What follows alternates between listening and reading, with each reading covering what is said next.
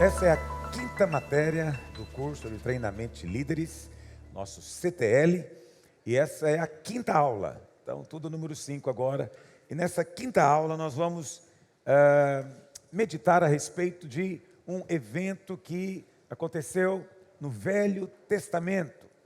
E nós vamos tirar preciosas lições de liderança, mas acima de tudo nós queremos realçar um ponto central, qual deve ser de fato a abordagem, a maneira como o líder do Novo Testamento lida com a congregação. Amém? Então, os eventos que são narrados, nessa ocasião, eles vão acontecer no final dos 40 anos. No final dos 40 anos, depois que o Senhor já tinha... Os irmãos conhecem a história, não é?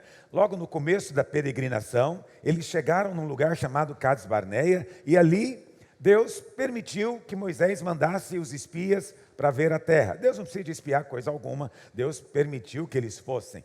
E eles voltaram então, e 10 tiveram aquele relatório negativo, e aqueles 10 influenciaram toda a nação, e de maneira que o povo foi incrédulo.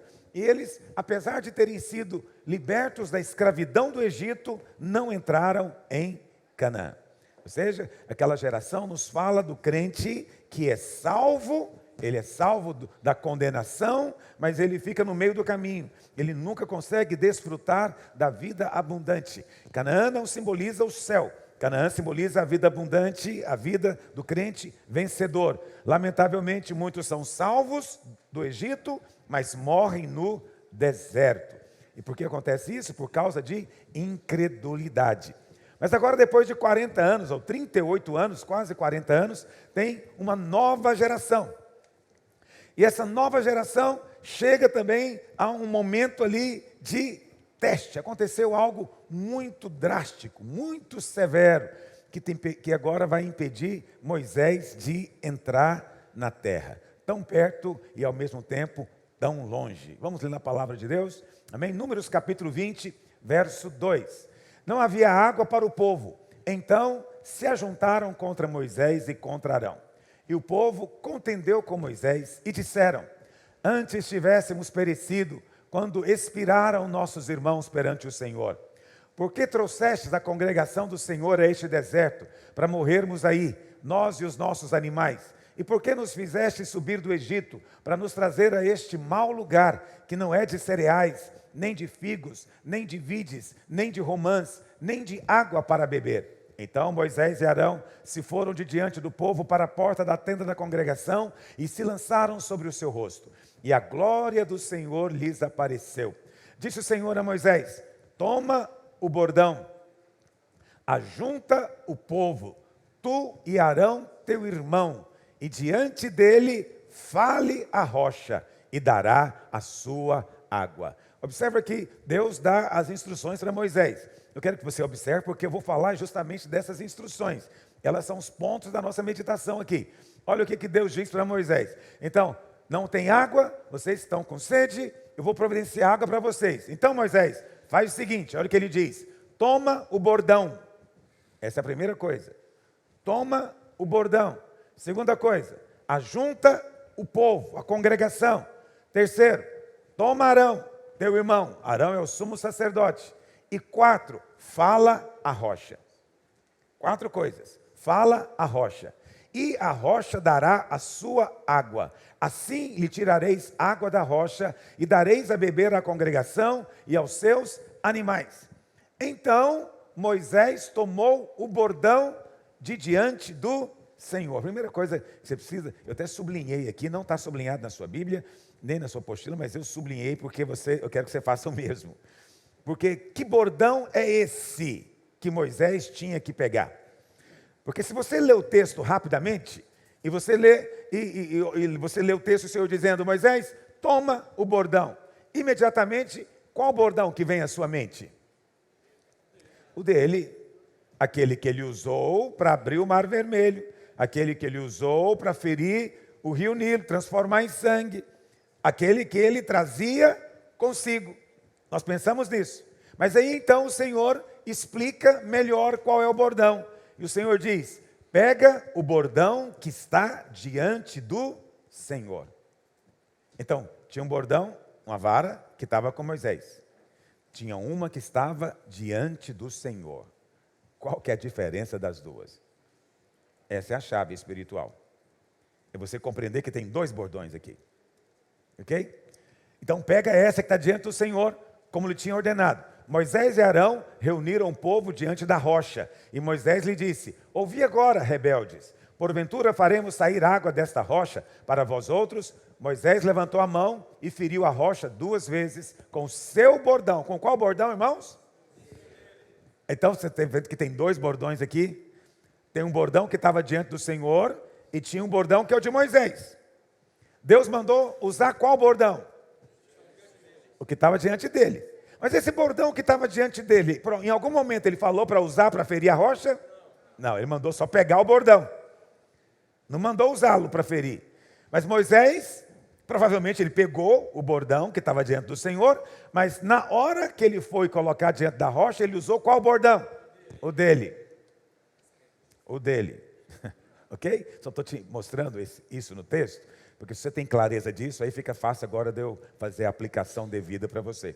Ok? Moisés então pegou o próprio bordão e feriu a rocha e saiu água. Isso é extraordinário. E bebeu a congregação e os seus animais. Mas o Senhor disse a Moisés e a Arão: visto que não cresces em mim, para me santificardes diante dos filhos de Israel, por isso não fareis entrar este povo na terra que lhe dei. Oh, esse dia foi um dia realmente difícil para Moisés. Então aquele povo estava peregrinando já por 40 anos, mas ainda continuavam reclamando. Que coisa terrível é a carne, né? Continuavam murmurando. Então a murmuração, ela é a maior evidência de alguém que está na carne. Lembra que eu falei para você que a carne tem esse tripé, a lei tem esse tripé, lembra? Que é a justiça própria, que é o merecimento. É o primeiro, lembra de eu te falar? É o merecimento, depois produz o quê? Orgulho, soberba, que resulta em quê? Rebeldia, rebelião. Mas tudo começa com o tal do merecimento. Você consegue enxergar uma conexão entre murmuração e merecimento? Dá para perceber a conexão? Entende a lógica? Entende a lógica? Se você tem mais do que merece, você reclama? Mas se você é muito bom e tem menos do que merece, qual que é a sua atitude? Então, quanto mais justiça própria, mais murmuração. Quanto mais você entende que recebe graça, mais louvor. O louvor é o oposto da murmuração. Quando você percebe que Deus tem te dado além da medida, meu Deus, o Senhor me tem dado tanto.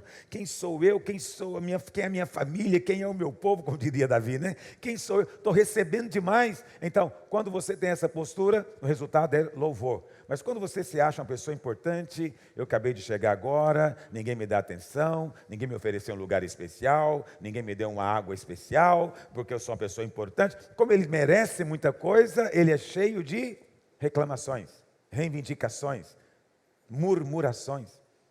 Entende? Então você quer se... Por que o louvor é tão importante? Porque o louvor te protege da justiça própria. Quanto mais você louva, mais protegido você fica. Entende? Então louve até quando você quer reclamar, louve. Quando a sua carne quer reclamar, louve. Porque toda vez que você reclama, você está dizendo que você quer o que merece, e não favor imerecido. Eu só quero o que é justo para mim. Agora eu não quero o que eu mereço, eu quero o que Jesus merece. Eu quero o que Ele conquistou para mim. Por isso, Salmo 34, um dos meus salmos prediletos: em todo tempo bendirei o teu nome. Teu louvor estará continuamente nos meus lábios. Continuamente, não importa a circunstância, eu vou louvar. A coisa está preta, eu vou louvar. Por quê? Murmuração desperta justiça própria. Mas qual, pastor, o problema de despertar justiça própria e merecimento? O problema é que merecimento, justiça própria é sinal de alguém que vive na lei. E quem vive na lei está sujeito a quê? Você está me entendendo agora. Eu não sei quanto a você, mas eu não quero saber disso na minha vida. Eu quero favor na minha vida. Agora, não há favor do lado aqui da lei. Não há favor aqui. Só há favor na graça aqui. Entende? Então, dê graças por tudo. O Senhor me tem abençoado, aleluia. Reclamar do quê? Eu tenho mais do que o Senhor. Eu não merecia nada do que eu tenho. O Senhor tem me dado muito além, aleluia. Quanto mais eu ajo assim, mais favor eu recebo de Deus. Eu estou te ensinando uma coisa que é extremamente prática. Estou te ensinando a raciocinar de maneira neotestamentária. Você entende? É um raciocínio, é uma abordagem, uma maneira de você ver. Não me parece tão complicado, mas demora a pegar o jeito. Demora, porque precisa de revelação, precisa de luz de Deus. Como estão conseguindo acompanhar o que eu estou dizendo aqui? Então, o povo então começou a reclamar, não tinha água, e diante daquela situação, Deus não condenou o povo, porque não tem... Veja bem, o Senhor, é claro que a murmuração, ela agride a santidade de Deus, não é? Obviamente, mas Deus, Ele também nos ama, Ele está vendo que não tem água, Ele quer te dar água, Ele quer te suprir. Então Deus provê uma maneira da sua liderança, que era Moisés e Arão, abençoar a congregação, o povo. E Deus então fala 4 coisas para Moisés. Primeiro, o Senhor mandou Moisés pegar o bordão. Segundo, mandou que Arão estivesse junto. Terceiro, ajunta a congregação. Quarto, fala a rocha. Fala a rocha. 4 coisas. Essas 4 coisas nos falam de princípios espirituais muito sérios. Alguém pode dizer, pastor, esse evento aconteceu mais de uma vez, né? Porque você certamente já ouviu falar que Moisés feriu a rocha. Só que o que nós lemos aqui aconteceu no final dos 40 anos. Mas esse evento, ou um evento parecido, tinha acontecido no início dos 40 anos. E no início dos 40 anos, logo no início da peregrinação, foi diferente a orientação que Deus deu. Está lá em Êxodo 17, verso 3. Diz assim, tendo aí o povo sede de água, murmurou contra Moisés e disse, por que nos fizeste subir do Egito, para nos matares de sede a nós, nossos filhos e nossos rebanhos? Então clamou Moisés ao Senhor, que farei a este povo? Só lhe resta apedrejar-me. Respondeu o Senhor a Moisés, passa diante do povo e toma contigo alguns anciãos de Israel. Veja, aqui o Senhor mandou juntar a congregação? Não. Isso é interessante. Por quê? Por que o Senhor não mandou juntar a congregação aqui? Porque ainda não havia sido estabelecido o tabernáculo, ainda não havia sido feita a aliança. Então ainda não eram congregação do Senhor. Então ajuntou os anciãos, porque é assim que qualquer comunidade se ajunta, com seus líderes. Ajunta os anciãos e leva contigo em mão o bordão com que feriste o rio. Esse bordão aqui é o mesmo que nós lemos agora mesmo? Não. Aquele lá está diante do Senhor. Esse aqui é o bordão de Moisés com que ele feriu o rio. Lembra que o rio virou sangue? Depois feriu o mar e o mar abriu? Deus mandou pegar esse. Eis que estarei ali diante de ti, sobre a rocha em Horebe. E você vai falar para a rocha? Vai falar para a rocha? Não, você vai ferir a rocha. Ok? Vai pegar o seu bordão e vai bater na rocha. Ferirás a rocha e dela sairá água e o povo beberá. Moisés assim fez na presença dos anciãos de Israel. Uma outra figura que está ausente aqui. Quem é que não aparece aqui, que vai aparecer na segunda vez? Arão. Por que Arão não aparece aqui? Porque Arão era o sumo sacerdote. E ele não tinha sido ungido um sacerdote. Não havia ainda sumo sacerdote. Ok? Então, essa primeira ocasião aqui aponta para a lei. A segunda ocasião aponta para graça. Por que a lei? Porque no tempo da lei, Jesus veio e ele viveu debaixo da lei. E na lei, ele foi ferido no Calvário. Jesus é a rocha, ele é a pedra, ele é que foi ferido. E dele sai a água para matar a nossa sede. O bordão que feriu o Senhor é o bordão da lei. Toda a condenação da lei, toda a exigência justa da lei de Deus. Porque a lei do Senhor é perfeita, a lei do Senhor é boa. A lei do Senhor não é má. Nós é que não podemos ficar debaixo dessa lei porque nós não somos capazes de cumpri-la. Mas a lei é maravilhosa. E Jesus cumpriu todas as exigências da lei, inclusive as exigências de juízo e de condenação. Ele sofreu tudo. Ele cumpriu, por um lado, praticando. Por outro lado, ele sofreu a condenação que era devida a nós. Então, ele sofreu, ele foi a rocha ferida. A Bíblia fala que lá na cruz, um soldado colocou uma lança do lado. E do seu lado saiu água e sangue. Por que saiu água e sangue? Porque ali ele era a rocha ferida. O sangue é para nossa redenção, a água é para gerar vida. Ok? Então ali está a rocha que nos dá vida. Pelo sangue nós somos comprados, pelo sangue nós somos purificados, lavados. Mas pela água que sai da rocha, agora vai ter águas vivas brotando do nosso interior. Tudo isso é o Senhor. Ali na cruz, Ele era a rocha viva. Amém, meus irmãos? Então vamos agora compreender o que aconteceu nesses eventos. Primeira coisa que Deus falou para Moisés: pega o bordão. Então na primeira vez, o Senhor mandou que Moisés tomasse o bordão, o mesmo bordão que ele tinha ferido o mar, porque esse é o bordão do julgamento, é o bordão da lei. O primeiro milagre de Moisés foi transformar água em sangue, porque é isso que a lei pode fazer. A lei não tem poder de dar vida, ela só tem poder de mostrar a morte. O primeiro milagre de Moisés foi transformar água em sangue, o primeiro milagre de Jesus foi transformar água em vinho. Ou seja, o Senhor veio para dar vida. Amém, meus irmãos? Então, 40 anos antes, Deus tinha mandado que a rocha fosse ferida. Mas agora, na segunda ocasião, Deus mandou apenas que se falasse a rocha. Por quê? Porque a rocha que é Cristo só pode ser ferida uma única vez. Não pode e nunca jamais será ferida novamente. Aí você fala: pastor, mas então quem foi ferido ali? Daqui a pouco nós vamos ver. Então, na primeira vez, o Senhor mandou que Moisés pegasse o bordão que ele tinha usado para abrir o mar vermelho. Mas agora ele mandou buscar o bordão que estava diante dele, está no verso 9. Então Moisés tomou o bordão de diante do Senhor. Muito bem, que bordão é esse que estava diante do Senhor? Então você lembra, em uma das nossas aulas aqui, agora não me lembro qual, eu contei para você a história da rebelião de Coré, Datã e Abirão. Quantos se lembram disso? Então está lá em Números capítulo 17. Esse pessoal se levantou contra a autoridade de Arão. Eles estavam querendo se relacionar com Deus sem precisar do sumo sacerdote. Presta atenção, essa é a verdadeira rebelião. É aquele homem que deseja chegar a Deus sem precisar do sumo sacerdote. Jesus é o sumo sacerdote da nossa fé. Ele disse: ninguém vai ao Pai senão por meio de mim. Não tem jeito de ninguém ir diretamente a Deus. Você precisa do sumo sacerdote representando diante dele. Quando você quer ir e quer abrir mão da obra do sumo sacerdote, você não tem acesso. Ok? Por isso que a terra se abre e o inferno recebe. Porque é impossível chegar sem um sumo sacerdote. Eles questionaram o sumo sacerdote. Em outras palavras, eles questionaram a escolha divina. Deus então resolve encerrar a questão. E o Senhor então fala o quê para Moisés?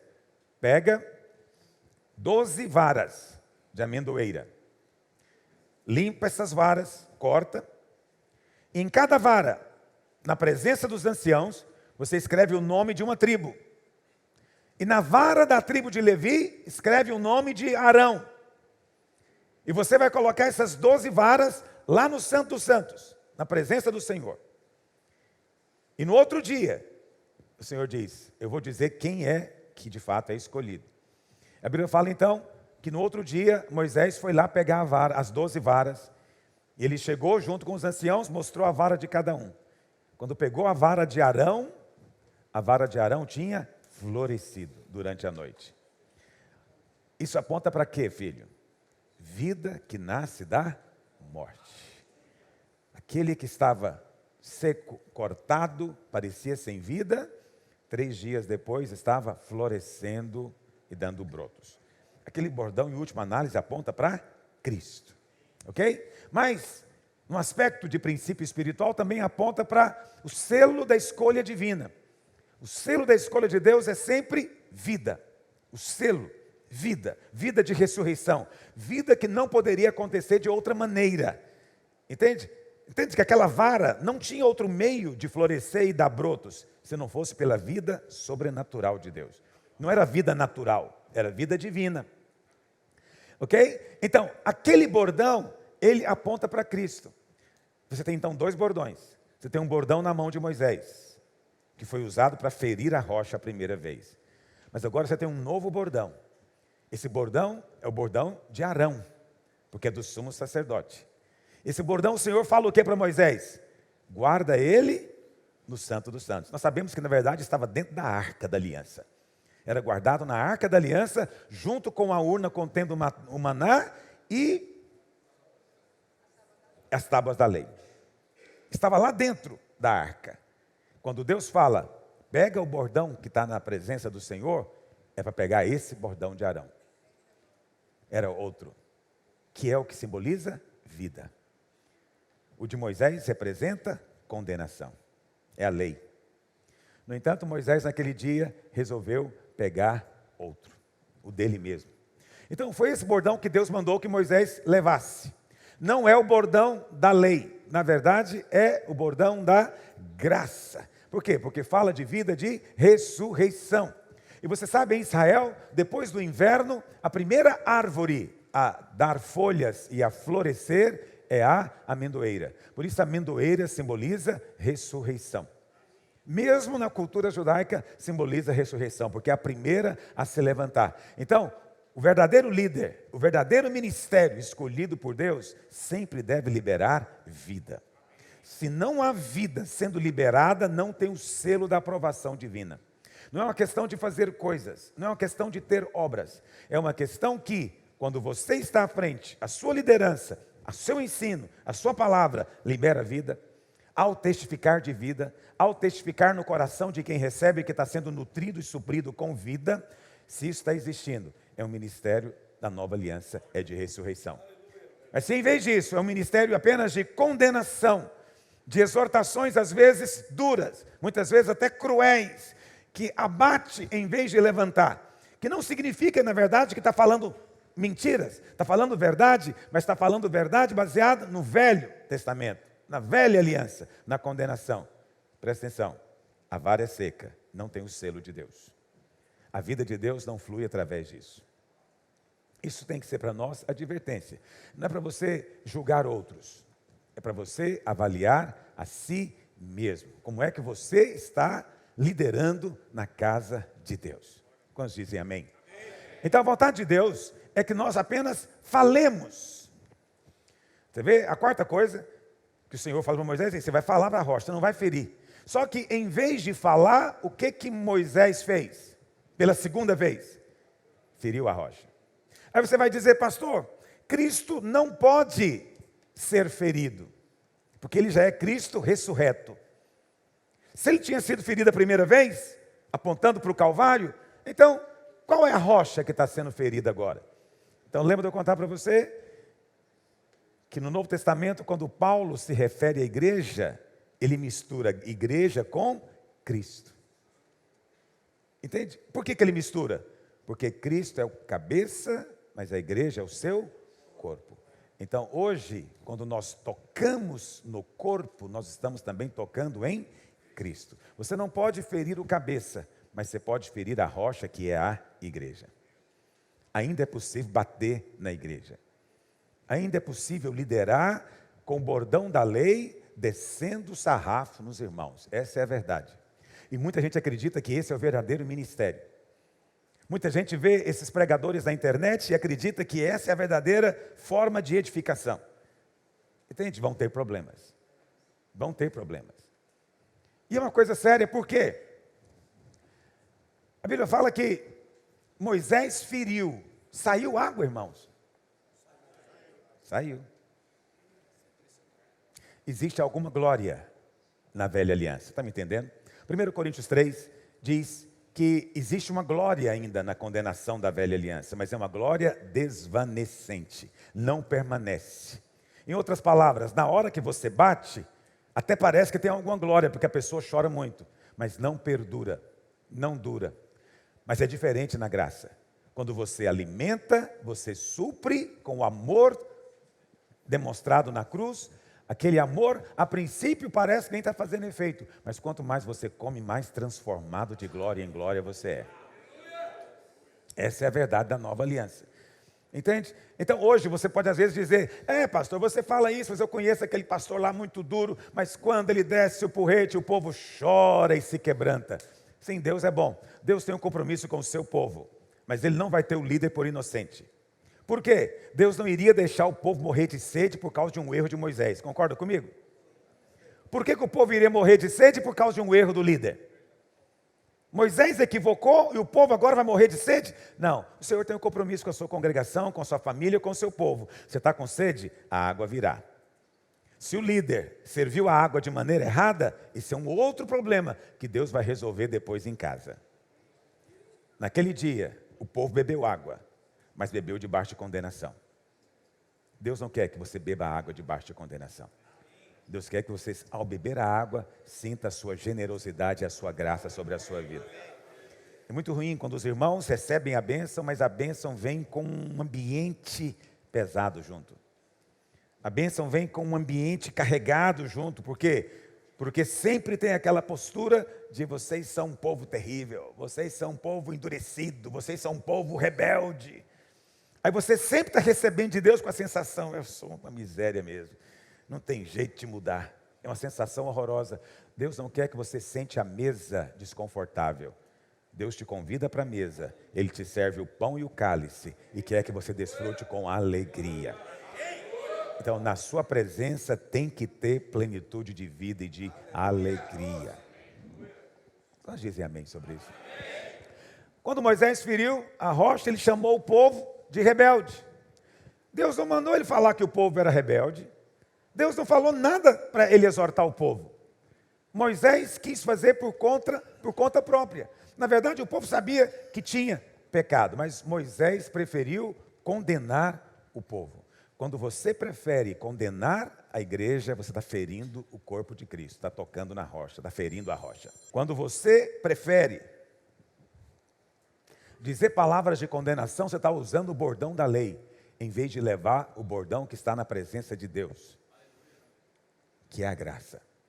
Escolhe o bordão certo. No verso 11 diz, Moisés levantou a mão e feriu a rocha 2 vezes, e saíram muitas águas.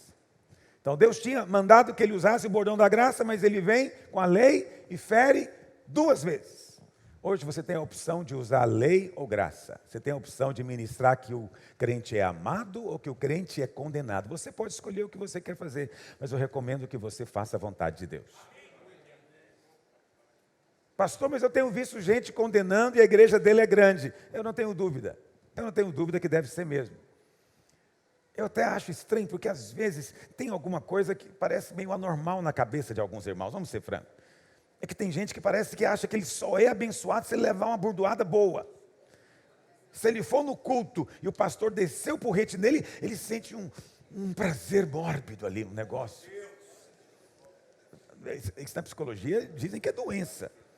Sabe quando você gosta de apanhar? Não sei como é essa doença, você deve saber. Entende? Tem até essa piadinha pentecostal, né? Depois que você ouve o pastor te dar uma dura, você fala, bate papai. Ele acha que esse é o relacionamento afetivo. Esse é o relacionamento de amor. Não é. Na nova aliança nós não batemos na rocha. Pastor, mas não há correção na nova aliança? Não há disciplina mais na igreja? Agora o povo vai ficar todo solto, desenfreado, pode fazer o que quiser? O que é isso? Está achando que sabe que é o que também? É casa de Deus, tem que ter seriedade. Eu sei, mas a disciplina nunca é condenando, ok? Nunca é condenando. Há disciplina, ok? Mas vou dizer para você, a melhor disciplina é lembrá-lo quem ele é. Eu sempre ensino isso aqui em Goiânia para os irmãos, eu administrei isso na Escola Videira. A melhor disciplina é lembrar a pessoa quem ele é. Então você não vai dizer para ele, você é um mentiroso. Você vai dizer para ele, você é filho de Deus. Filhos de Deus não mentem. Você entendeu a diferença? Você não vai dizer para ele, você é um adúltero, você é um impuro. Não, você vai dizer para ele o quê? Você agora é filho do rei. Filho do rei são nobres, não prostituem, não adulteram, não são desleais. Você vai andar de acordo com a sua identidade. Você é uma nova criação. As coisas velhas já passaram. Então você é templo do Espírito Santo. Lembre a pessoa o que ela é. Quanto mais você lembra a identidade, reforça a identidade, mais na nova aliança você está. E acredite, isso também é exortação. Agora, o próprio Deus também nos disciplina. Mas Ele não nos disciplina mandando pragas, mandando doenças, porque isso seria uma contradição. Porque Jesus levou minhas maldições e agora Deus manda maldição sobre mim? Isso não faz o menor sentido. Gálatas 3,13 diz que ele já se fez maldição no meu lugar. Então a disciplina de Deus, filho, nunca é maldições, pragas, doenças, acidentes. Pastor, o que é disciplina? Eu vou te falar minha opinião, mas não faz parte da nossa matéria, mas eu vou falar assim mesmo. Primeiro, Deus disciplina com a palavra, sempre. Deus vai liberar a palavra na sua vida. Entende? E acredite, quando é palavra de Deus mesmo, o negócio bate em você, que você sente o peso.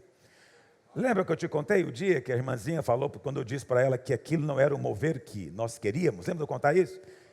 E ela, a irmãzinha virou e falou, como assim o que nós queremos? O mover é dele, não é seu. Você não escolhe mover. Você só entra na chuva. Na hora que ela falou, eu sabia, a palavra de Deus. Aquilo foi disciplina? Foi porque você entala, você não consegue nem responder. Eu falei, eita, aleluia. Você fica um pouco constrangido, um pouco envergonhado, você não sabe por que você falou aquela bobagem. Você fala, uma bobagem tão grande, por que eu fui falar isso? Isso é disciplina. Eu vou te contar a segunda maneira como Deus disciplina você. Deus coloca alguém perto de você. Vou te contar uma história. Quando o diabo quer te atacar, ele põe alguém perto de você. Quando Deus quer te abençoar, ele põe alguém perto de você. Sempre vai ter alguém perto de você. Quando Deus quer te disciplinar, ele põe alguém também perto de você, que vai te ralar muito. Entendeu? Então pode ter certeza, que tem gente perto de você que te foi enviado por um propósito santo. Eu não vou entrar em detalhes sobre isso. Uma quarta coisa que Deus faz, Deus traz luz. Deus é luz. Então, Deus não tem interesse de deixar nada guardado nem escondido. Se você se recusa a mudar, Deus fala, então vamos compartilhar. É assim que Deus faz. E a luz, ela tem um poder, ela é pecamicida. Mata pecado. Quando a luz vem, começa a secar tudo. Porque pecado é um negócio tão nojento que só cresce no escuro. Ele parece um lodo. Você tem que estar meio escuro, meio úmido ali, escondido. Aí o pecado cresce. Mas quando você abre a cortina, a luz entra, aquele negócio vai secando rapidamente. Porque a luz de Deus seca o pecado. O Senhor nos ajude, aleluia. Então, não importa a dificuldade nem o problema, o Senhor quer que nós falemos a rocha e não que nós batamos na rocha. E presta atenção, você também é rocha, porque você também é corpo de Cristo, então para de bater em você mesmo. Porque tem irmão que acredita que se relacionar com Deus assim é humilde. Ah, eu não sou nada, eu não presto, eu não sou coisa alguma, eu sou desprezível. Ele acha que ficar falando isso diante de Deus é piedoso. Não é, você está batendo na rocha. Você está batendo na rocha. Entende? Isso é apenas carne com aparência de piedade. Isso é apenas a carne querendo merecer alguma coisa. Algum tipo de elogio divino. Mas não há. Então, a coisa mais humilde que você pode fazer diante de Deus é concordar com o que Deus diz a seu respeito. Mesmo que você tenha acabado de pecar, eu sou justiça de Deus em Cristo. Mesmo debaixo de condenação, o sangue de Jesus me lava de todo o pecado. Mesmo debaixo de todo o ataque do diabo na sua mente, eu sou amado, o amor de Deus não muda, o amor dele é o mesmo, permanece ontem e hoje, eu continuo sendo amado. Quando você permanece, está fazendo a coisa mais humilde que você pode fazer, concordando com Deus. Mas alguns, em vez de fazer isso, ficam se martirizando. Entendeu? Então tinha aqueles monges, que ficavam se autoflagelando. E tem muitos crentes que fazem isso, mas não com o chicote. Eles fazem isso com a sua própria boca. Falando, batendo na rocha. Pare hoje de fazer isso em nome de Jesus. Não faça com você, não faça com mais ninguém. Amém? Então naquele dia o povo sentou-se à mesa e participou da mesa do Senhor. Estou usando a expressão do Novo Testamento, debaixo de condenação. Isso é uma completa contradição. Em muitas igrejas até hoje, dia de ceia é dia de sentar na mesa para sofrer condenação. Não é da vontade de Deus que os seus filhos sentem com Ele debaixo de condenação. Por que eu digo isso? Porque em muitas igrejas, dia de ceia ainda é dia de autoanálise, de introspecção e condenação.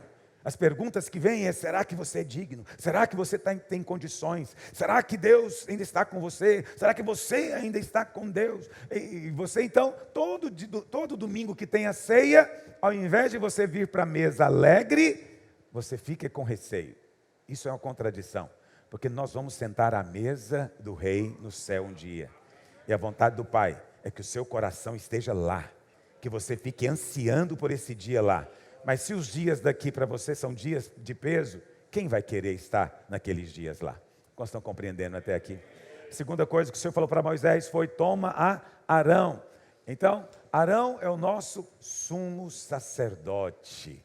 Amém? O Senhor Jesus foi condenado pela lei de Deus, para que você agora tivesse acesso aos rios de água viva. A vontade de Deus é que você apresente para a sua célula, o seu grupo, a sua equipe, sua congregação, todo o tempo que eles têm um representante, e que Deus trata com o representante ao invés de tratar com você. O seu representante é aquele que está ali como se fosse você diante de Deus. É isso que Deus estabeleceu, é isso que o sumo sacerdote é. Então, se o seu representante é aceito, você é aceito também. Se o seu representante é abençoado, você é abençoado também. Se o seu representante é amado, você é amado também. Tudo que diz respeito a ele, vai dizer respeito a você. Ele só quer ser o seu representante. Você só tem que, pela fé, elegê-lo seu representante. E então, tudo que diz respeito a ele, vai dizer respeito a você também. Quando isso acontece, quando você entende o princípio do sumo sacerdote, do representante, você para de olhar para você e passa a olhar para Cristo. Porque já não tem mais nada a ver com você.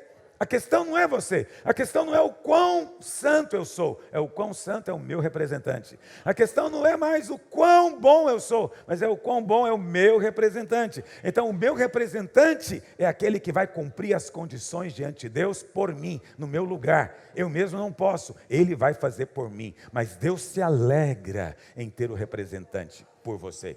Deus estabeleceu desde o começo, ninguém vai diretamente diante dele. No Velho Testamento, ninguém ia diretamente diante de Deus.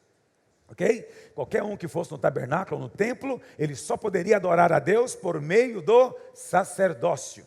Não podia ir diretamente. Aí você chega na nova aliança, Jesus disse: ninguém agora vai ao Pai senão por mim. Ele está dizendo o quê? Eu sou o novo sumo sacerdote. Ele não era da tribo de Levi, mas ele é sumo sacerdote de uma ordem ainda mais antiga, superior. A Bíblia fala que ele é da ordem de Melquisedeque. Ok? Porque ele é rei e sacerdote. No Velho Testamento o sacerdote não podia ser rei, e o rei não podia ser sacerdote. Mas Melquisedeque era rei e sacerdote. Aí o Senhor vem então, nosso sumo sacerdote, ele não é só sacerdote, ele é rei também. E tudo que diz respeito a ele, diz respeito a nós. Por isso que lá em Apocalipse diz que nós também fomos constituídos o quê? Reis e sacerdotes. Por quê? Por causa do seu representante. Tudo que ele é, você também é. Amém, meus irmãos? Na primeira vez que Deus mandou Moisés, e na primeira vez ele tinha que ferir a rocha, Arão não estava lá. Por quê? Porque ainda não havia sumo sacerdote. Cristo não havia morrido. Na primeira vez, na verdade, é a morte do Senhor. Mas depois da sua ressurreição, agora tem um sumo sacerdote. Porque a primeira coisa que ele faz é levar o seu sangue diante de Deus. Então, por isso que na primeira vez não tem. Você percebe como a alegoria, a figura, a ilustração bíblica, ela é sempre perfeita. Desde que você veja Cristo. Desde que Cristo seja a chave hermenêutica, a chave da interpretação. Se você vê Cristo, você vai entender toda a palavra. Mas quem ignora Cristo, a palavra está fechada para ele. Está fechado, ele não consegue entender coisa nenhuma, não importa o tanto de cultura que ele tem. As coisas do céu só podem ser recebidas no Espírito por meio de Cristo. Então o sumo sacerdote, ele é um símbolo da graça de Deus. Por que é um símbolo da graça de Deus? Deveríamos meditar mais a respeito do sumo sacerdote e de tudo que ele representa, suas roupas, suas obras, seus ofícios, porque é muita graça, porque é alguém fazendo tudo por você. Você não tem que fazer absolutamente nada, só elegê-lo seu representante. Uma vez que ele é seu representante, acabou. Ele vai ser o seu advogado diante do juiz, ele vai resolver tudo no seu nome. Você deu uma procuração para ele, e a partir de agora, ele é como se fosse você. E tudo que ele diz é como se fosse você dizendo diante de Deus. Entendeu o que eu estou falando? Só que Cristo é plenamente aceito. Ele cumpre completamente a todas as exigências divinas. Por isso você pode ter segurança eterna. No Velho Testamento tinha sumo sacerdote? Tinha. E funcionava do mesmo jeito. Qual que era a questão? No Velho Testamento, quando o sumo sacerdote era gente boa, o povo ficava feliz. Por quê? Porque se ele fosse um bom sumo sacerdote, então eles seriam aceitos diante de Deus. Mas o sumo sacerdote só podia ser da linhagem de Arão, ok? Não podia ser de outra família. Então o que acontecia é que aquele bom sumo sacerdote uma hora morria. E o povo ficava olhando para o filho dele que vinha. E o filho não era tão fiel como o pai. Eles então tremiam por dentro, porque todos eles dependiam do representante. Do representante. Já falei para os irmãos isso. Isso não está na Bíblia, é importante dizer, mas isso faz parte da história judaica. Isso de fato aconteceu. O povo, os sacerdotes, eles tinham tanto medo da presença de Deus, que no dia da expiação, que era um dia no ano, quando o pecado da nação era expiado, era apagado, uma vez por ano, eles faziam esse sacrifício. Então era um negócio tão sério, que durante a noite, os outros sacerdotes ficavam junto com o sumo sacerdote para ele não dormir, para não correr o risco dele sonhar, e do sonho ele cometer algum pecado. Então nem dormir podia. E eles eram tão assustados, já contei isso para você, que ele entrava com uma corda na cintura. Isso não está na Bíblia, isso não foi Deus que falou. Isso foi a conclusão que eles foram chegando no decorrer da história, ok? E então ele entrava lá. Por que tinha uma corda? Porque se porventura ele entrasse e tivesse em pecado, ele seria morto diante de Deus. Mas quem iria buscá-lo? Quem iria resgatá-lo? Então eles tiveram a ideia de colocar uma corda que eles puxavam ele de volta. Obviamente não há registro, né, de que ninguém tenha morrido nessas circunstâncias, mas eles levavam muito a sério. Então o princípio do representante está presente em toda a Bíblia. Deus definiu que tudo seria feito pelo representante. Por isso Adão nos representou no Éden. O pecado dele, portanto, foi o seu pecado. Mas Cristo agora nos representa no Calvário. A morte dele foi a sua morte. A vida dele agora é a sua vida. A justiça dele agora é a sua justiça. Você escolhe o seu representante. Está entendendo o que eu estou dizendo? Tudo depende dele. A Bíblia fala que Davi e Golias. Quem foi que propôs o representante ali? Foram os filisteus. Disseram, para que morrer tanta gente? Escolhe um de Israel e um nós. 2 guerreiros vão lutar. Quem vencer, representa a nação toda. Então ninguém questionou, Deus também não questionou. Por que não? Porque Deus é que já havia estabelecido o princípio do representante. Portanto, naquele dia, quando Davi derrubou Golias, foi Davi que derrubou, mas a vitória foi da nação toda. Porque Davi era apenas o representante. Está escrito lá. Então eu quero dizer para você que foi Jesus que morreu na cruz, não foi você. Mas a vitória dele foi a nossa vitória. Porque ele era o nosso representante. Então por isso que Paulo diz, você pode se gloriar diante do diabo. Se gloriar, é aquela coisa do lá, entendeu? É isso que é se gloriar. Entendeu? Ó morte, onde está o seu aguilhão? Lá. É isso que Paulo está dizendo. Agora, não tem nada a ver com Paulo, nem comigo, nem com você. É que o nosso representante resolveu a questão.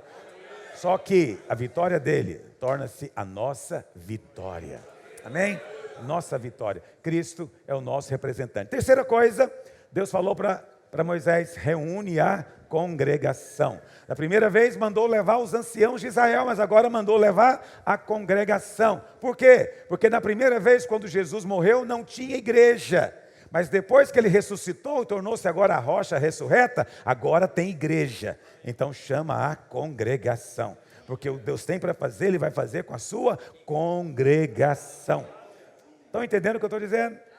Então no Velho Testamento havia uma classe separada, mas agora nós somos todos uma nação de sacerdotes, uma congregação de sacerdotes. Aleluia. Na primeira ocasião, Arão também não tinha sido ungido. Portanto, não era sumo sacerdote, não havia, mas agora Arão é sumo sacerdote. Mesma coisa acontece com o Senhor Jesus. Da primeira vez, quando ele morreu no Calvário, ele ainda não era sumo sacerdote. Ele tornou-se quando ele ressuscitou. Porque agora ele tem o sangue para apresentar, para fazer eterna redenção. Amém? A rocha é Cristo. 1 Coríntios 10:4 diz, e beberam da mesma fonte espiritual, porque bebiam de uma pedra espiritual que os seguia, e a pedra era... É interessante que aí diz que a pedra o seguia. Isso é um negócio miraculoso. Eu creio nisso. Eu não discuto com Paulo, não. Se Paulo diz que tinha uma pedra seguindo o povo, eu acho que tinha uma pedra seguindo o povo. Então você está acostumado a pensar na nuvem, né? A nuvem que seguia, está acostumado a pensar na coluna de fogo à noite, mas Paulo diz que tinha uma pedra. Tinha uma pedra. Todo lugar que eles paravam, tinha uma pedra. E Paulo diz, essa pedra era Cristo. Ok? Posso estar exagerando, mas é o que está escrito. Entendeu? Eu não tenho dificuldade nenhuma de crer, porque eu acho que uma coluna de fogo seguindo alguém no deserto é mais difícil de crer.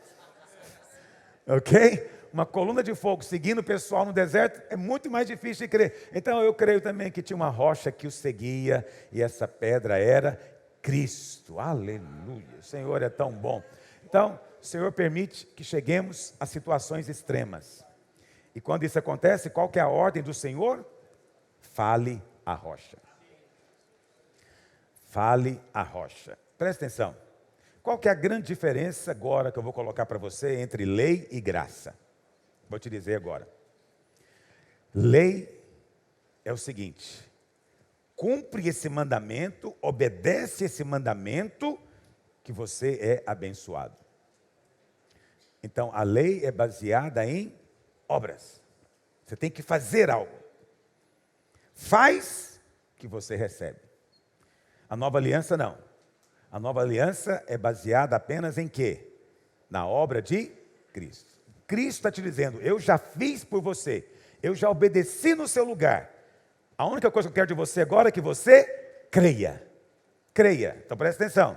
A velha aliança é baseada em obras. Você tem que fazer algo, obedecer. A nova aliança é baseada em fé. Está entendendo? Muito bem. No Velho Testamento, essa atitude de obras, né, de fazer, ela não exige fé, porque é obra humana. Mas o Novo Testamento exige fé. E aí Paulo diz que a maneira como a fé se expressa é falando. Então preste atenção. Na velha aliança, tudo que procede da lei exige esforço. Tudo que é da nova aliança, você apenas fala. A primeira vez que a rocha foi ferida pelo bordão da lei. Foi uma obra, foi feito. Mas na segunda vez, a rocha já tinha ressuscitado. É nova aliança. Deus falou o que para Moisés? Não tem que fazer mais nada. Você tem apenas que chegar e falar para a rocha: dá água. Dá água. Manda água. Só fala para a rocha. Porque na nova aliança, eu criei, por isso que falei. Na nova aliança é tudo pela fala. Você apenas fala. Você apenas declara. Você apenas proclama. Você apenas profetiza. Você apenas pede. Você apenas fala. Entendeu? É a coisa mais simples que existe no universo. Não tem nada mais elementar do que falar. Não envolve esforço nenhum. É só água. O que você quer? Água. O que você está falando? Água. Fala mais alto? Ah, só. Só. Não há obra envolvida. Não há mérito envolvido. Essa é a ordem do Senhor. Fala para a rocha. Está precisando de alguma coisa? Fala para a rocha. Agora, no contexto da vida da igreja, a igreja também é a rocha. Por isso o Senhor estabeleceu que na vida da igreja, tudo é por meio da pregação. Tudo é pela pregação. Mas não é a pregação da lei. É tudo pelo falar. Você quer que a sua igreja mude? Fale para a rocha. Você quer que a igreja cresça? Fale a rocha. Você quer que os irmãos respondam? Fale a rocha. Quanto mais você falar a rocha, mais água vai fluir dela. Entende? Mas é um falar espiritual. É um falar da nova aliança. É um falar que vem acompanhado do bordão. Porque sabe o que é interessante? O bordão, ele não é usado para nada. Deus só mandou pegar ele. Não mandou usar ele para nada. Isso significa que Moisés ia chegar lá com um negócio cheio de florzinha. Acho que ele não gostou das florzinhas, deve ser isso. Ia pegar um negócio, porque o dele é meio másculo. O dele, o bordão da lei, é um negócio meio brabo, é violento, é de gente muito bruta. Todo pastor da lei é meio bruto, já percebeu isso? Porque ele é muito macho. Agora, quando você fala da graça, eles não falam que é uma coisa assim, muito light, muito água, muito sorvete, muito doce de leite. Então, por quê? Porque o bordão da graça é cheio de florzinha. É todo florido. E Moisés falou, eu tenho 120 anos, não vou carregar isso, eu vou bater com o meu mesmo. Mas o Senhor queria só que ele chegasse com o bordão e falasse para a rocha, dá-nos água. Só isso. Ele só tinha que mostrar. A respeito da graça, não há nada para você fazer, a não ser você mostrar. Entende? Mostrar, eu estou debaixo dessa graça. Eu sou suprido nessa graça. Isso é uma coisa tão maravilhosa. Não é verdade, irmãos? Por que eu coloquei essa palavra como uma parte importante para o nosso espírito de liderança? Liderança espiritual. É que a verdadeira liderança não bate, fala. A verdadeira liderança faz tudo pela fala. Porque ela crê. O verdadeiro líder tem a palavra. O verdadeiro líder vai usar o bordão certo da nova aliança.